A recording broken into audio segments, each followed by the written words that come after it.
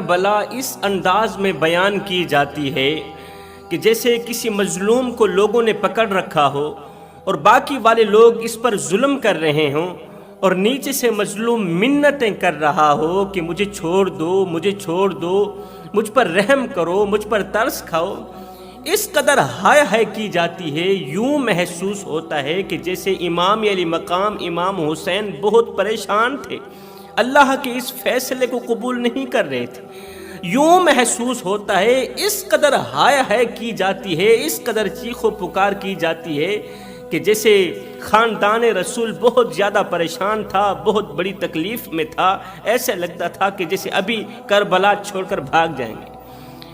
حالانکہ اس دھرتی اور کائنات کو، روئے زمین کو، پورے جہان کو حوصلہ، صبر، شکر گزاری، شجاعت، بہادری کا درس امام علی مقام امام حسین نے ہی دیا ہے۔ اگر صبر کا پیغام ملا ہے تو حسین کی ذات سے ہمیں ملا ہے، شکر گزاری کا پیغام ملا ہے تو حسین کی ذات سے ہی ہمیں ملا ہے۔ امام علی مقام امام حسین نے ہی آ کر ہمیں بتایا کہ وہ کون سا صبر ہے جس صبر کے بارے میں اللہ نے فرمایا میں صبر کرنے والوں کے ساتھ ہوتا ہوں۔ امام علی مقام امام حسین نے پریکٹیکل کر کے ہمیں دکھایا ہے کہ زندگی میں جب مصیبتیں آئیں، پریشانیاں آئیں، برا وقت آئے تو تکیے پر رونے سے کہیں زیادہ بہتر ہے سجدوں پر رو لیا جائے اور صبر کیا جائے، اور برے وقت میں بھی، تکلیفوں کے وقت میں بھی اللہ تعالیٰ کی شکر گزاری کی جائے۔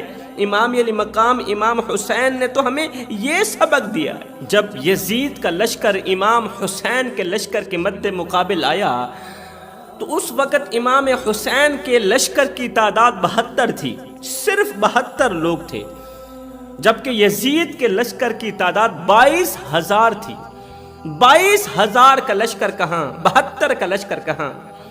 مجھے بتاؤ، 22,000 کے لشکر کے سامنے 72 کا لشکر کچھ معنی رکھتا ہے؟ 72 کی تعداد کا لشکر مقابلہ کر سکتا ہے؟ ہرگز نہیں کر سکتا، مگر امام علی مقام امام حسین کے صبر نے، آپ کی شکر گزاری نے، آپ کے صبر نے، آپ کے تحمل نے، بہادری نے، شجاعت نے 72,000 کے لشکر کو گرا کر، ان کا ستیہ ناش کر کے، ان کا نام و نشان مٹا کر دنیا والوں کو دکھایا ہے کہ دنیا والوں دیکھو، جب حق آ جاتا ہے تو باطل کو اللہ تعالیٰ مٹی میں ملا کے رکھ دیتا ہے۔ اب ادھر سے امام علی مقام امام حسین کے لشکر کی تعداد 72 ہے، یزید کے لشکر کی تعداد 22,000 ہے۔ پھر بھی عمر بن سعد نے عبداللہ بن زیاد کو خط لکھا، عبداللہ بن زیاد کو خط لکھا کہ کچھ سپاہی اور بھی بھیج دو، یہ 22,000 کا لشکر کم ہے، 22,000 سپاہی کم ہیں، کچھ فوج اور بھی بھیج دو، کچھ سپاہی اور بھی بھیج دو۔ تو عبداللہ بن زیاد نے کہا تیری عقل ماری گئی ہے، تو بے وقوف ہو گیا ہے، تو پاگل ہو گیا ہے، کہاں 72 کی تعداد کا لشکر اور کہاں 22,000 کی تعداد کا لشکر، اور تو کہہ رہا ہے اور بھی سپاہی بھیج دوں۔ عمر بن سعد نے کہا تو نہیں جانتا، یہ حیدر کرار کا بیٹا ہے، یہ حیدر کرار کا شیر ہے، یہ نبی کا لخت جگر ہے، نور نظر ہے، ان کا ایک ایک بندہ تیرے 1,000 سپاہی کے مد مقابل آنے کی طاقت رکھتا ہے، ان کا ایک ایک بندہ تیرے 1,000 سپاہی کے ساتھ لڑنے کی ہمت رکھتا ہے، طاقت رکھتا ہے، اس لیے میں کہتا ہوں اور سپاہی بھی بھیج دو۔ حضرت سیدنا مولا علی کرم اللہ وجہ الکریم کے بعد مسلمانوں کے متفقہ امیر حضرت امیر معاویہ بنے تھے۔ حضرت امیر معاویہ کو امیر کس نے بنایا تھا؟ حضرت امام حسن نے بنایا تھا۔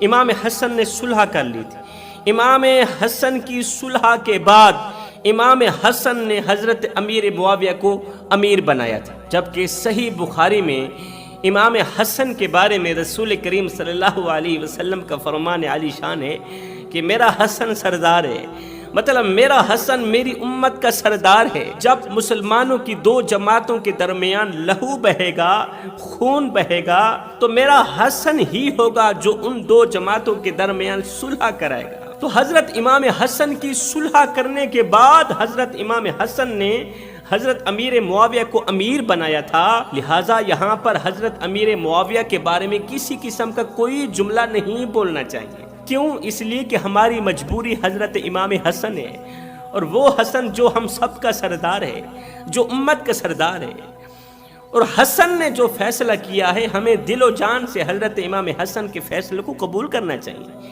امام حسن کے فیصلے کو ماننا چاہیے۔ حضرت امام حسن جسے صحیح کہے تو پھر ہم ماننے والوں کو بھی اسے صحیح کہنا چاہیے۔ تو جب حضرت امیر معاویہ کا انتقال ہوا تھا، اس سے پہلے حضرت امام حسن شہید ہو گئے تھے، آپ کو زہر دیا گیا تھا، زہر کی وجہ سے آپ شہید ہو گئے تھے۔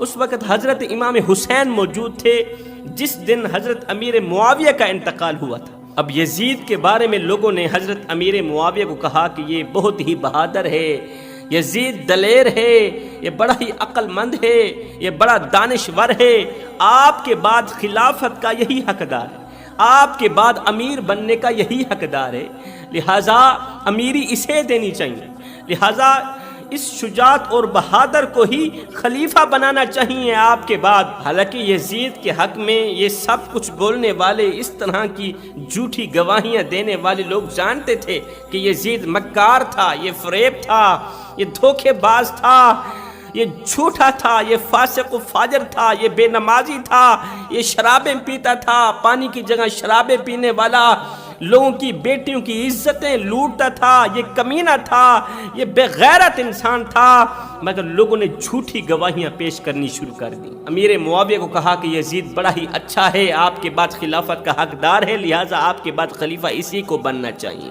کیوں؟ اس لیے کہ ان کو لالچ تھی کہ اگر یزید خلیفہ بن گیا، یزید امیر بن گیا تو ہمیں بھی کوئی نہ کوئی عہدہ مل جائے گا، ہمیں بھی کوئی نہ کوئی اقتدار مل جائے گا۔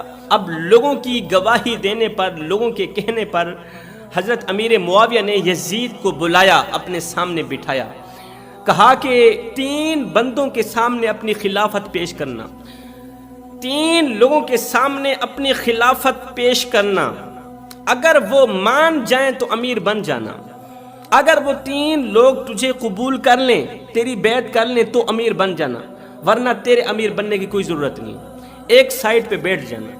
یہ 3 لوگ اگر تجھے دل و جان سے ایکسپٹ کر لیں، قبول کر لیں، تیری بیعت کر لیں تو امیر بن جانا، اگر ان تینوں نے نہ مانا پھر امیر بننے کی کوئی ضرورت نہیں۔ وہ 3 لوگ کون تھے؟ نمبر 1 حضرت عبداللہ ابن عباس، نمبر 2 حضرت عبداللہ بن زبیر، نمبر 3 حضرت امام حسین۔ اگر یہ 3 لوگ تجھے مان گئے، تیری بیعت کر گئے، پھر ٹھیک ہے امیر بن جانا، ورنہ ایک سائڈ پہ بیٹھ جانا، تیرے امیر بننے کی کوئی ضرورت نہیں ہوگی۔ مگر یزید تھا بڑا ہی چلاک، اسے اقتدار کا بڑا نشہ تھا، اقتدار کی کرسی پہ بیٹھنے کا بڑا ہی شوق تھا۔ اس نے کہا ہر حال میں نے امیر بننا ہی بننا ہے۔ اس طرح کی وصیت کی حضرت امیر معاویہ نے، کس کو؟ یزید کو۔ لیکن جب حضرت امیر معاویہ کا انتقال ہوا، انتقال کے بعد ولید بن عتبہ اس وقت مدینے کا گورنر تھا، اور عرب کا رواج تھا، آج بھی ہے، کہ جب تک نئے خلیفہ کی بیعت نہیں ہو جاتی تب تک پرانے خلیفہ کی وصال کی خبر نہیں دیتے، پرانے خلیفہ کے مرنے کی خبر نہیں دیتے جب تک نئے خلیفہ کی بیعت نہیں ہو جاتی۔ اب امیر معاویہ کا انتقال ہو گیا، انتقال کر گئے۔ یزید بڑا ہی چلاک تھا، مکار تھا، دھوکے باز تھا۔ اب یزید نے ولید کو خط لکھا کہ فوری طور پر امام حسین کو میرے دربار میں حاضر کرو، امام حسین کو کہو کہ آ کر وہ میری بیعت کرے۔ اب اس وقت کی بیعت کیا ہوتی تھی؟ یہ بیعت حلف نامہ ہوتا تھا کہ میں اللہ رسول کو گواہ بنا کے یہ بات کہتا ہوں کہ میں آپ لوگوں کے ساتھ کوئی بغاوت نہیں کروں گا، میں یزید کی فرما برداری کروں گا، یزید کی اطاعت کروں گا۔ اسے کہتے تھے بیعت، اسے کہتے تھے حلف نامہ۔ اب یزید کہتا تھا کہ حسین میرے دربار پر آئے، حسین میرے دروازے پر آئے، میرا ہاتھ چومے اور ساتھ میں کہے کہ میں اللہ رسول کو گواہ بنا کر حلف دیتا ہوں کہ میں آپ کی بیعت کر رہا ہوں، میں آپ کی اطاعت کروں گا، میں آپ کی فرما برداری کروں گا۔ لیکن امام حسین کو یزید کے کرتوتوں کا پتہ تھا۔ اب یزید نے کہا جلدی سے امام حسین کو میرے دربار پر حاضر کرو، وہ میری بیعت کرے۔ ادھر امام علی مقام امام حسین نے مسجد نبوی میں عشاء کی نماز پڑھائی، جماعت کروائی۔ جماعت کے بعد حضرت عبداللہ ابن عباس، حضرت عبداللہ بن زبیر اور حضرت امام حسین مسجد کے اندر بیٹھ گئے۔ بیٹھ کے اللہ رسول کی باتیں کر رہے تھے، اتنے میں ولید نے ایک بندہ بھیجا۔ اس بندے نے آ کر کہا، اے حسین ابن علی، آپ کو گورنر بلا رہے ہیں، فوری طور پر آپ کو گورنر بلا رہے ہیں۔ آپ سمجھ گئے۔ حضرت امام حسین نے فرمایا، اے عبداللہ ابن عباس، اے عبداللہ بن زبیر، تمہیں ایک بات نہ بتاؤں؟ مجھے لگتا ہے امیر معاویہ انتقال کر گئے ہیں، امیر معاویہ انتقال کر گئے ہیں، اور یزید نے ہمیں جو بلایا ہے، گورنر نے ہمیں جو بلایا ہے، یہ چاہتے ہیں کہ ہم یزید کی بیعت کریں۔ مجھے تو ایسا ہی نظر آنے لگا ہے، باقی آگے جاتے ہیں کیا ہوتا ہے۔ حضرت عبداللہ ابن عباس نے کہا، حضور آپ آدھی رات کو وہاں نہ جائیں۔ امام حسین نے فرمایا، نہیں، مجھے ہر حال میں گورنر کے پاس جانا چاہیے، گورنر ہاؤس پہنچنا چاہیے۔ انہوں نے کہا، پھر آپ خالی ہاتھ نہ جائیں۔ حضرت عبداللہ بن زبیر نے 14 لوگوں کے ہاتھوں نیزے اور تلواریں دے کر حضرت امام حسین کے ساتھ بھیج دی۔ حضرت امام حسین 14 لوگوں کو لے کر گورنر ہاؤس پہنچے۔ جیسے ہی ہاؤس کے اندر داخل ہوئے تو گورنر نے کہا کہ تمہیں بلانے کا مقصد یہ ہے کہ حضرت امیر معاویہ انتقال کر گئے، حضرت امیر معاویہ فوت ہو گئے ہیں، لہٰذا آپ کو یزید کی بیعت کرنا ہوگی، یزید کی بیعت کے لیے تمہیں بلایا ہے۔ جب گورنر نے کہا نا تمہیں یزید کی بیعت کے لیے بلایا ہے، چونکہ حضرت امام حسین یزید کے کرتوتوں سے بخوبی واقف تھے، حضرت امام حسین جانتے تھے کہ یہ کتا شرابی ہے، یہ کتا فاسق ہے، فاجر ہے، یہ گنہگار ہے، بدکار ہے، یہ پانی کی جگہ شرابیں پینے والا ہے، یہ عورتوں کی عزتیں لوٹنے والا ہے، یہ اللہ رسول کا نافرمان ہے، میں اس کے ہاتھ میں ہاتھ کیسے دے سکتا ہوں؟ جب گورنر نے کہا نا آپ یزید کی بیعت کریں اور ہر حال میں کرنا ہوگی، تو حضرت امام حسین نے یہ نہیں کہا کہ میں نواسہ رسول ہوں، یہ نہیں کہا کہ میرے بارے میں اللہ کے رسول نے فرمایا حسین منی وانا من الحسین، یہ بھی نہیں کہا کہ میں اسی کتے لڑانے والے کی بیعت کروں، میں اسی فاسق و فاجر شخص کی بیعت کروں، میں اسلام کی مقدس شہزادیوں کی عزتیں لوٹنے والے کی بیعت کروں، کچھ بھی نہیں کہا۔ اس وقت امام حسین نے ایک ایسا جملہ ارشاد فرمایا جو آج بھی تاریخ کی کتابوں کے ورق ورق میں لکھا ہے، جو آج بھی حسین حسین کرنے والوں کے دل دل میں لکھا ہے، انگ انگ میں لکھا ہے۔ اس وقت امام علی مقام امام حسین نے ایک تاریخی جملہ ارشاد فرمایا تھا، فرمایا مجھ جیسا اس جیسے کی بیعت کیسے کر سکتا ہے؟ آیا ہے مجھ جیسا اس جیسے کی بیعت کیسے کر سکتا ہے؟ امام علی مقام امام حسین نے وہ تاریخی جملہ ارشاد فرما کے امت کے نوجوانوں کو یہ درس دیا کہ حسین حسین کرنے والا یزید جیسے کی بیعت کیسے کر سکتا ہے؟ ہر حال میں نہیں کر سکتا۔ امام علی مقام امام حسین نے گورنر کے سامنے دونوں ہاتھ اٹھائے، فرمایا اے گورنر ان دونوں ہاتھوں کو دیکھا ہے؟ اس نے کہا دیکھ لیا۔ کہا ان دونوں ہاتھوں کو میرے نانے نبی نے چومائے، ان ہاتھوں کو میرے نانے محمد نے چومائے، یہ ہاتھ کٹوا تو سکتا ہوں مگر یزید کے ہاتھ میں ہاتھ نہیں دے سکتا، شرابی کے ہاتھوں میں ہاتھ نہیں دے سکتا، کتے لڑانے والوں کے ہاتھوں میں ہاتھ نہیں دے سکتا۔ اللہ اکبر، یہ کہتے ہوئے حضرت امام حسین گورنر ہاؤس سے باہر نکلے۔ باہر حضرت عبداللہ ابن عباس، حضرت عبداللہ بن زبیر انتظار میں تھے۔ امام علی مقام امام حسین نے ان دونوں کو اپنی صورتحال سنائی، اب بتاؤ کیا کرنا ہے؟ انہوں نے کہا حضرت جیسے آپ کی مرضی ہو، اس طرح کرتے ہیں، کچھ لوگ مکہ سے بلاتے ہیں، کچھ عراق سے بلاتے ہیں اور کچھ کوفہ سے بلاتے ہیں، لوگوں کا ہجوم بناتے ہیں، پھر بیٹھ کے مشاورت کریں گے۔ حضرت امام حسین نے فرمایا ہرگز نہیں، لوگوں کا ہجوم مت کرو، کیونکہ اب یزید جنگ کرنے پہ اتر آیا ہے۔ میں نہیں چاہتا کہ مدینے کی سرزمین پر جنگ کی جائے، میں نہیں چاہتا کہ مدینے کی گلیاں لہو سے بھر دی جائیں، میں نہیں چاہتا کہ مدینے کی سرزمین پر فساد برپا کیا جائے۔ جبکہ میرے کریم نبی نے فرمایا ایک مینڈھا ہوگا جس کی وجہ سے مدینے کی گلیوں میں لہو بہے گا، مدینے کی گلیوں میں خون بہے گا۔ فرمایا نہ تو میں مینڈھا بننا چاہتا ہوں، نہ تو میں بکرا بننا چاہتا ہوں، یہ سن کر ساتھیوں نے کہا حضور والا پھر آپ کیا کرنے والے ہیں، پھر آپ کیا کرنا چاہتے ہیں؟ یزید کے ہاتھ میں ہاتھ دینا چاہتے ہیں یا پھر جنگ لڑنا چاہتے ہیں؟ پھر آپ کیا کرنا چاہتے ہیں؟ یہ سن کر امام علی مقام امام حسین کی آنکھیں چھم چھم برسنے لگیں، رو کر فرمانے لگے بہتر یہی ہوگا کہ میں نانے کا شہر چھوڑ کر چلا جاؤں، بہتر یہی ہوگا کہ میں مدینہ چھوڑ کر چلا جاؤں۔ اگر میری وجہ سے یہاں کوئی فساد یا کوئی جنگ ہوتی ہے، اگر میری وجہ سے یہاں لہو بہتا ہے تو مجھے چاہیے کہ میں مدینہ چھوڑ کر چلا جاؤں، یہی آپ کے اور میرے حق میں بہتر رہے گا، اور اسی میں میرے نانے کی رضا ہے، اور یہی رضا میرے نانے کی رضا ہے، میرے خدا کی رضا ہے اور میرے مصطفیٰ کی رضا ہے کہ میں امن کے لیے نانے کا شہر چھوڑ کے چلا جاؤں تو بہتر ہی رہے گا۔ اب امام حسین نے اپنا مختصر سا خاندان اپنے ساتھ لیا، 72 لوگ اپنے ساتھ لیے، سب سے پہلے مکہ کی سرزمین پر اترے۔ حج کے دن قریب تھے، مکہ کی سرزمین پر اترے۔ امام علی مقام امام حسین نے مکہ والوں کو اکٹھا کیا اور ساری صورتحال سے آگاہ کیا، حقیقت سے آگاہ کیا کہ میں یزید کے ہاتھ میں ہاتھ نہیں دینا چاہتا، لہٰذا میں مدینہ چھوڑ کے کوفہ کی طرف جا رہا ہوں۔ میں نے کوفہ والوں کو خط لکھا ہے، انہوں نے کہا کہ تم ہماری طرف آ جاؤ، لہٰذا میں کوفہ والوں کی جانب جانا چاہتا ہوں، میں نے مدینہ چھوڑ دیا ہے اور میں یزید کے ہاتھ میں ہاتھ نہیں دینا چاہتا، یزید کی بیعت ہرگز نہیں کرنا چاہتا۔ تو مکہ والوں نے کہا حضور والا ہم نے تو سنا ہے کہ کوفہ والے بے وفا لوگ ہیں، وہ کرتے کچھ اور ہیں دکھاتے کچھ اور ہیں، کہیں ایسا نہ ہو آپ کے ساتھ وہ بے وفائی نہ کر جائیں، غداری نہ کر جائیں۔ امام علی مقام امام حسین نے فرمایا نہیں، انہوں نے مجھے خود بلایا ہے، میں نے پیغام بھیجا تھا۔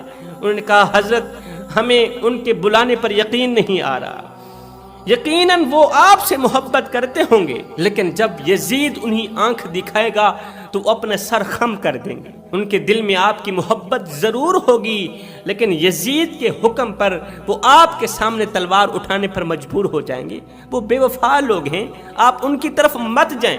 جب لوگوں نے بار بار اصرار کیا کہ آپ کوفے مت جائیں، وہاں کے حالات بہت خراب ہیں، تو حضرت امام حسین نے فرمایا اچھا پھر میں اس طرح کرتا ہوں، مسلم بن عقیل کو وہاں بھیجتا ہوں، وہاں کی صورتحال سے آگاہ ہو کر پھر یہ مجھے خط بھیجے گا تو میں کوفہ چلا جاؤں گا، اپنا خاندان لے کر کوفہ چلا جاؤں گا۔ لوگوں نے کہا پھر ایسا ہی کر لو۔ اب مسلم بن عقیل کون تھے؟ یہ حضرت سیدنا علی المرتضیٰ شیر خدا کرم اللہ وجہ الکریم کے بھتیجے تھے، حضرت امام حسین کے چاچا کے بیٹے تھے، بہت ہی بڑے سمجھدار، بہت بڑے عقل مند تھے اور بہادر انسان تھے۔ حضرت مسلم بن عقیل کو امام حسین نے کوفہ کی طرف بھیج دیا۔ حضرت مسلم بن عقیل نے جیسے ہی کوفے کی دہلیز پر قدم رکھا، لوگوں نے جیسے ہی مسلم بن عقیل کو آتے ہوئے دیکھا تو دوڑ پڑے مسلم بن عقیل کی طرف، بیعت کرتے چلے جا رہے ہیں۔ ایک ہی دن کے اندر 40,000 لوگ حضرت مسلم بن عقیل کے ساتھ کھڑے ہو گئے، ایک ہی دن کے اندر 40,000 لوگوں نے بیعت کی مسلم بن عقیل کے ہاتھوں۔ اس وقت کوفے کا حکمران کون تھا؟ نعمان بن بشیر۔ نعمان بن بشیر تھا جو اہل بیت سے بے حد محبت کرتا تھا۔ اب 40,000 لوگوں نے جب مسلم بن عقیل کی بیعت کی تو اس کی شان پر کچھ بھی اثر نہ پڑا، وہ اور زیادہ خوش ہو گیا کہ میرے لوگ کوفہ کے لوگ اہل بیت کے ساتھ منسلک ہو گئے ہیں، اگر یہ اہل بیت کے ساتھ کھڑے ہیں تو مجھے کسی قسم کی پریشانی نہیں ہونی چاہیے، میرا سر فخر سے بلند ہونا چاہیے کہ میری قوم حضور کی آل کے ساتھ کھڑی ہے۔ لیکن کوفہ کے ایک منافق نے جب 40,000 لوگوں کو حضرت مسلم بن عقیل کے سامنے کھڑے دیکھا تو اس نے کیا کیا؟ یزید کو ایک خط لکھا۔ اس سے پہلے حضرت مسلم بن عقیل نے جب لوگوں کا اس قدر رویہ دیکھا، جب لوگوں کو اپنی طرف آتے دیکھا، بیعت کرواتے ہوئے دیکھا، جب لوگوں کو اپنے ساتھ کھڑا دیکھا تو حضرت مسلم بن عقیل نے ایک خط لکھا، حضرت امام حسین کو خط لکھا کہ آپ ایزیلی یہاں پر آ جائیں، یہاں پر حالات ٹھیک ہیں، حالات خراب نہیں ہیں۔ اب وہاں سے حضرت امام علی مقام امام حسین نے جیسے ہی خط پڑھا تو حضرت امام حسین بھی کوفے کی طرف چل پڑے، کوفے کی طرف وہاں سے چل پڑے۔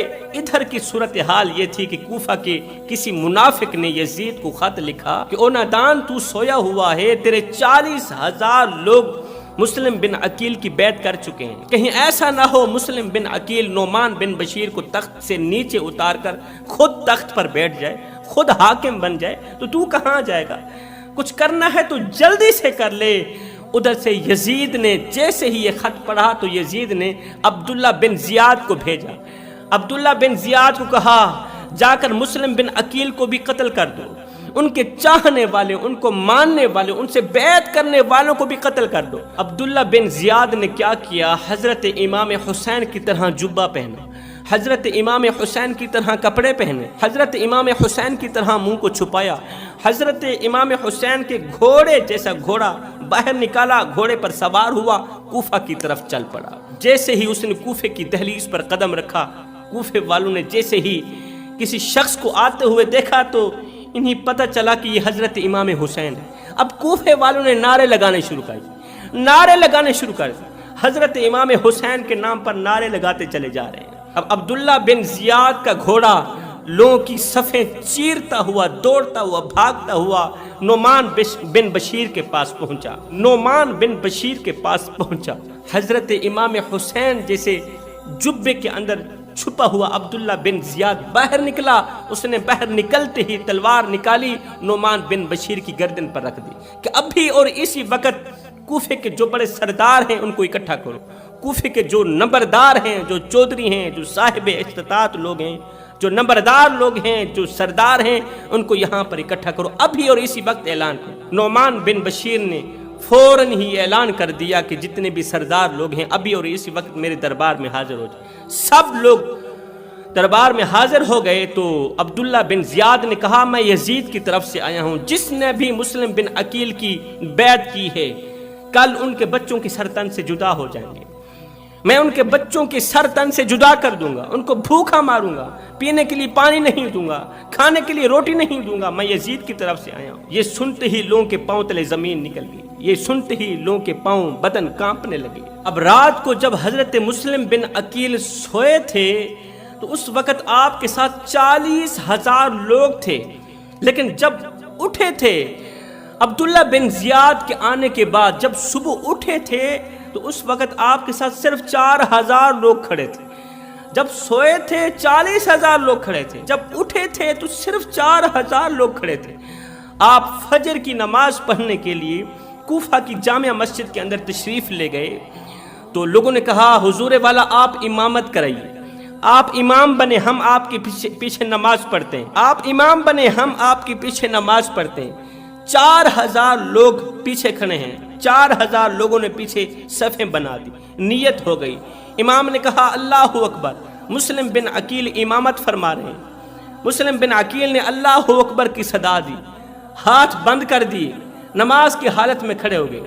حضرت مسلم بن عقیل نے اللہ اکبر کے بعد ہاتھ باندھ دیے، لیکن پیچھے جتنے بھی 4,000 لوگ کھڑے تھے انہوں نے ہاتھ نہیں باندھے، ہاتھ چھوڑ کے کھڑے ہو گئے۔ حضرت مسلم بن عقیل کے پیچھے ہاتھ چھوڑ کے کھڑے ہیں۔ وہ ایک دوسرے سے پوچھنے لگے اور تو نے ہاتھ کیوں نہیں باندھے؟ اس نے پوچھا تو نے ہاتھ کیوں نہیں باندھے؟ اس نے کہا اس لیے کہ اگر عبداللہ بن زیاد کا کوئی بندہ دیکھ بھی لے تو وہ یہی کہے گا کہ یہ نماز نہیں پڑھ رہے، ویسے ہی پیچھے کھڑے۔ اگر کسی نے دیکھ بھی لیا یزید کا کوئی بندہ تو ہم اسے کہہ دیں گے ہم نماز کہاں پڑھ رہے تھے، ہم تو ویسے ہی ہاتھ چھوڑ کے کھڑے تھے۔ اللہ اکبر۔ اب جب امام نے اللہ اکبر کیا تھا، پہلی رکعت میں کھڑے ہوئے تھے تو پیچھے 4,000 لوگ تھے، لیکن جیسے ہی امام نے سلام پھیرا پیچھے ایک آدمی بھی نہیں تھا، ایک آدمی بھی نہیں تھا۔ جیسے ہی امام نے سلام پھیرا یک لس مڑ کر پیچھے دیکھا تو پیچھے عبداللہ بن زیاد کھڑا تھا۔ عبداللہ بن زیاد ظالم نے مسلم بن عقیل کو پکڑا، مسلم بن عقیل کو پکڑا۔ عرب کا رواج تھا کہ مجرم کو دردناک سزا دی جاتی تھی، مجرم کو اس طرح کی سزا دی جاتی تھی کہ دیکھنے والوں کے لیے عبرت کا نشانہ بن جاتا تھا۔ ایک بہت ہی اونچا مینار تھا، بہت ہی بلندی پر ایک مینار تھا، مینار کی چوٹی پر حضرت مسلم بن عقیل کو لے گئے، وہاں جا کر عبداللہ بن زیاد نے دھکا دیا، مسلم بن عقیل نیچے آتے ہی شہید ہو گئے۔ اتنی بلندی سے نیچے گرے، زمین پر آتے ہی شہادت کا جام پی لیا۔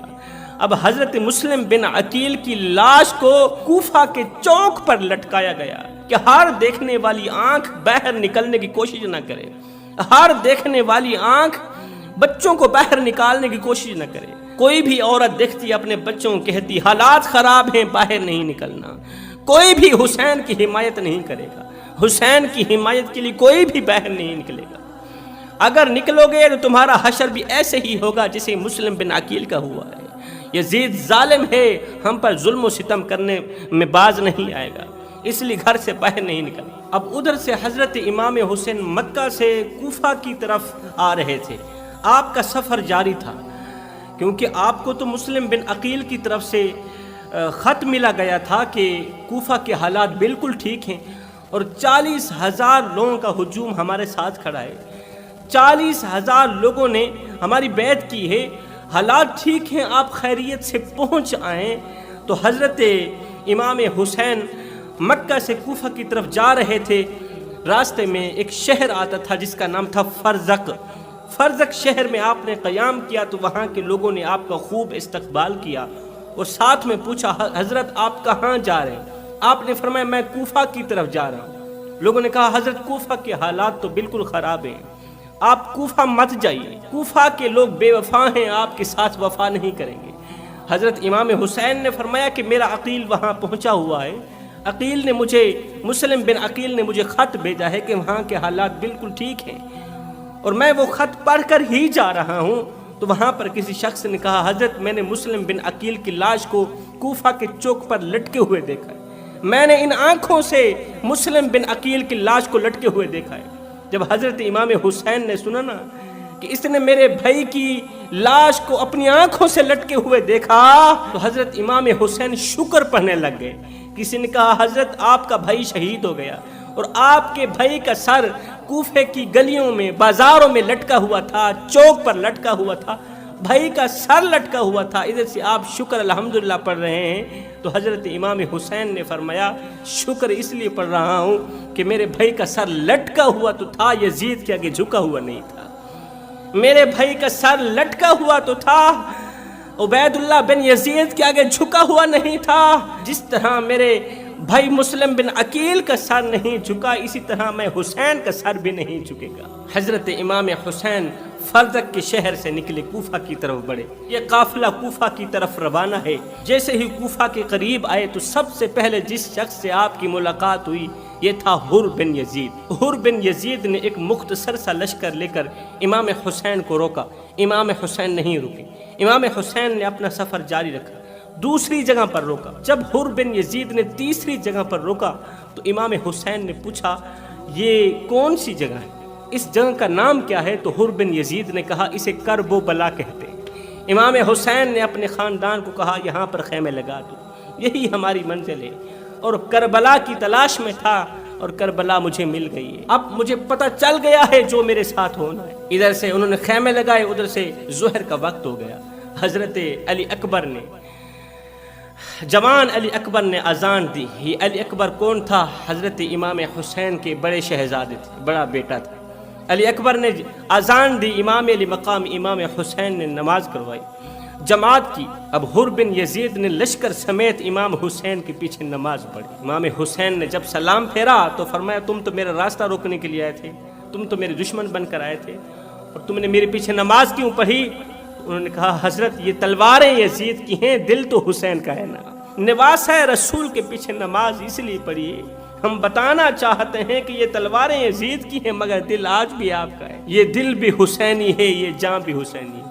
الحمد کہ اپنا تو ایمان بھی حسینی ہے. اب یزید اور اس کے لشکر نے 3 نمازیں حضرت امام حسین کے پیچھے پڑھی, ظہر, عصر, مغرب. مغرب کی نماز پڑھنے کے بعد حر بن یزید نے کہا اے نواسہ رسول بتائیے آپ کیا چاہتے ہیں, یزید کے ہاتھوں بیعت کرنا چاہتے ہیں یا نہیں؟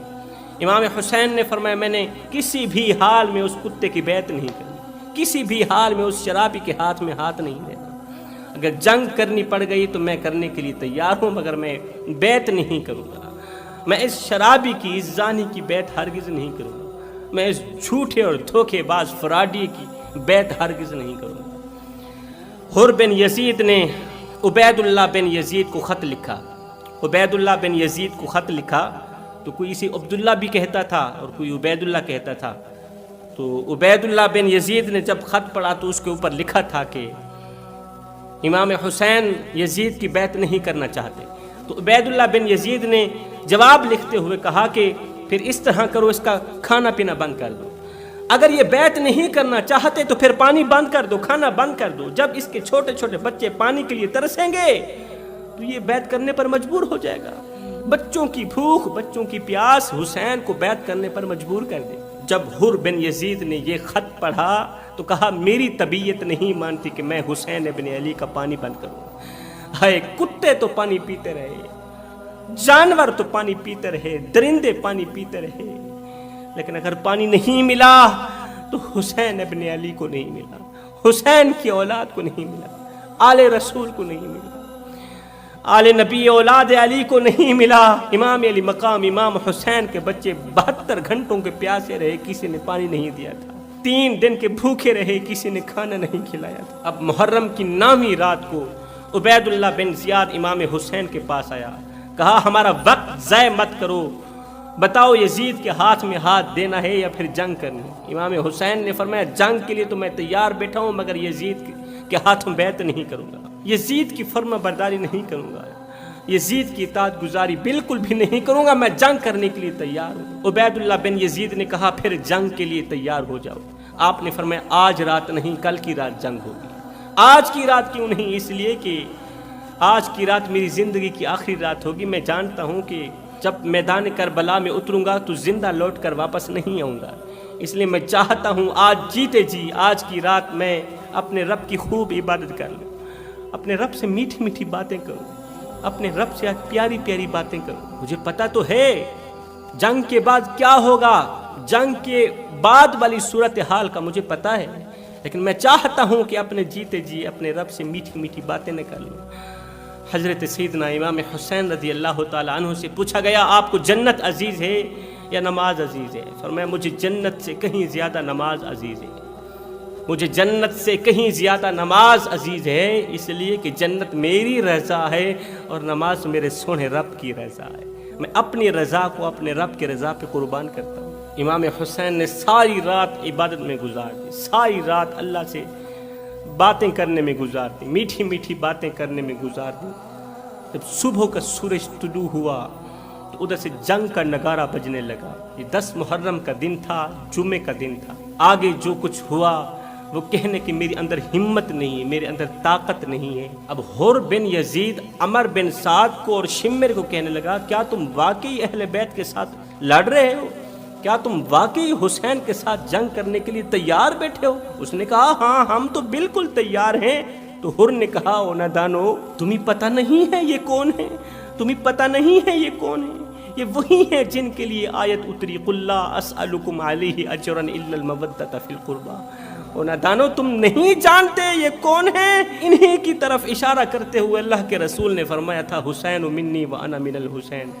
او کمینو، تم نہیں جانتے یہ وہی ہیں الحسن والحسین سیدا شباب اہل الجنہ۔ عمر بن سعد اور شمر کہنے لگا اے حر بن یزید چپ کر، ہمیں حکومت نظر آ رہی ہے، ہمیں اقتدار نظر آ رہا ہے۔ حر بن یزید نے کہا تمہیں اقتدار نظر آ رہی ہے، مجھے حسین کا ساتھ نظر آ رہا ہے، مجھے جنت نظر آ رہی ہے، مجھے قیامت کے دن حوض کوثر کا جام نظر آ رہا ہے۔ اب حر بن یزید نے چھلانگ لگائی، حضرت امام حسین کے قریب جا کر کھڑے ہو گئے، حضرت امام حسین کے ہاتھ چومے، اور یہ حر بن یزید پہلا شخص تھا جس نے امام حسین کے نام پر اپنا سر قلم کروایا تھا۔ یہ پہلا شخص تھا جس نے امام حسین کے نام پر اپنا سر تن سے جدا کروایا تھا۔ پھر ایک ایک کر کے خاندان رسول کے سر کٹتے گئے، شہید ہوتے گئے۔ 10 محرم الحرام کے دن کو امام علی مقام امام حسین کو شہید کیا گیا۔ انا للہ و انا الیہ راجعون۔